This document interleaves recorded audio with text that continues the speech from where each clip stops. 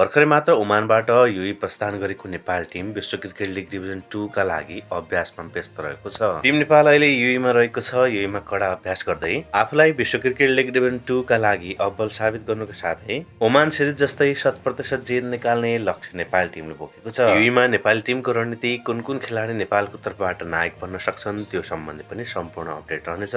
Video मन परेमा एक लाइक, च्यानललाई सब्स्क्राइब गर्नुभएको छैन भनेदेखि एक सब्स्क्राइब र कमेन्ट बक्समा नेपाल टिमका लागि शुभकामना र नेपालको प्लेइङ 11 कस्तो बन्न सक्छ तल कमेन्ट बक्समा आफ्नो प्रतिक्रिया अवश्य दिनुहोला। एकपछि अर्को धमाकेदार प्रदर्शन गरिरहेको नेपाल टिम T20 विश्वकपमा प्रवेश गरिसकेको नेपाल टिम अब लक्ष्य रहनेछ ओडिआई विश्वकपका लागि। आईसीसी लिग 2 मा प्रत्येक टिमले 36 वटा खेलहरू खेलिरहेको छ, जसमध्ये नेपाल टिमले 16 खेल खेलिसक्दा अङ्क तालिकाको 7औं स्थानमा रहेको छ। नेपालसँग खेलिरहेको अमेरिकाको टिम 20 खेलमा 14 जित हासिल गर्दै अङ्क तालिकाको दोस्रो स्थानमा रहँदा युएईको टिम 16 खेलमा 3 जित हासिल गर्दै अङ्क तालिकाको पुच्छारमा रहेको छ।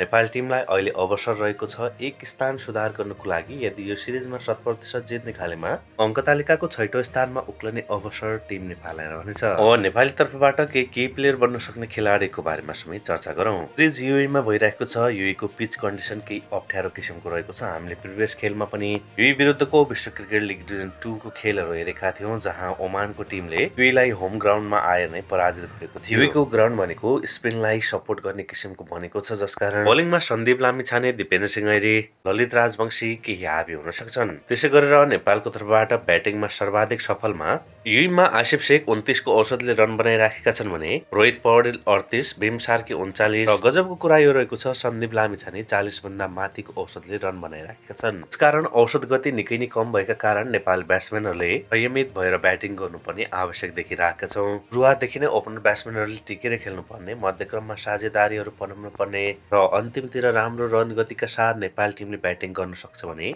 अमेरिका र युएईको टिमलाई पराजित गर्न सक्छ। नेपाल र अमेरिकाको हेड टु हेड हेर्दाखेरि दुवै टिम लगभग बराबर जस्तो देखिएका छन्।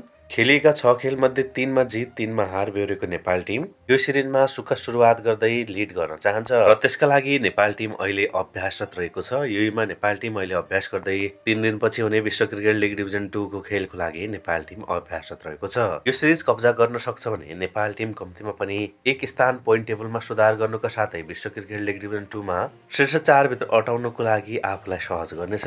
यसका लागि नेपाल टिमले ब्याटिङ, बलिङ, फिल्डिङ तीनवटै विधामा उत्कृष्ट किसिमको प्रदर्शन गर्नुको साथै आफ्नो कमजोरीको रूपमा रहेको ओपनिङ ब्याटिङ, फिल्डिङ सुधार, लाइन एन्ड लेन्थमा बलिङहरू गर्नुपर्ने निकै नै आवश्यक रहनेछ। अमेरिका विरुद्ध नेपालका लागि की प्लेयरको रूपमा कुरा गर्दाखेरि सन्दीप लामिछाने पहिलो नम्बरमा रहनेछन्। उनको बलिङ अमेरिका विरुद्ध घातक भन्दै आएको छ। दोस्रो नम्बरमा नेपालको तर्फबाट दिपेन्द्र सिंह ऐरी नायक बन्न सक्छन्। फिल्डिङमा चुस्ती दुस्ती देखाइराखेका दिपेन्द्र सिंह ऐरी फिल्डिङमा पनि शानदार किसिमको प्रदर्शन गर्दै चम्किने अवसर उनलाई रहेको छ। ओडिआईमा अन्य खेलाडी भन्दा राम्रो प्रदर्शन गर्ने भीम सार्की युएई सिरिजमा नायक बन्ने अवसर उनलाई समेत रहेको छ। नेपाल टिमलाई निकै नै शुभकामना। नेपालको खेल 20 अक्टोबर बिहान 11 बजेदेखि सञ्चालनमा आउनेछ भने आईसीसी टिभी फ्यानकोडबाट हामीले लाइभ हेर्न सक्नेछौँ। दोस्रो खेलमा 30 अक्टोबरमा युएईसँग प्रतिस्पर्धा गर्दा 1 नोभेम्बरमा अमेरिकासँग, 5 नोभेम्बरमा नेपालले युएईसँग प्रतिस्पर्धा गर्ने कार्यतालिका रहेको छ। विश्वमा अप्रत्याशिलो किसिमको खुसीहरू बाँड्दै आएको नेपाल टिमलाई यो सिरिजका लागि निकै नै शुभकामना।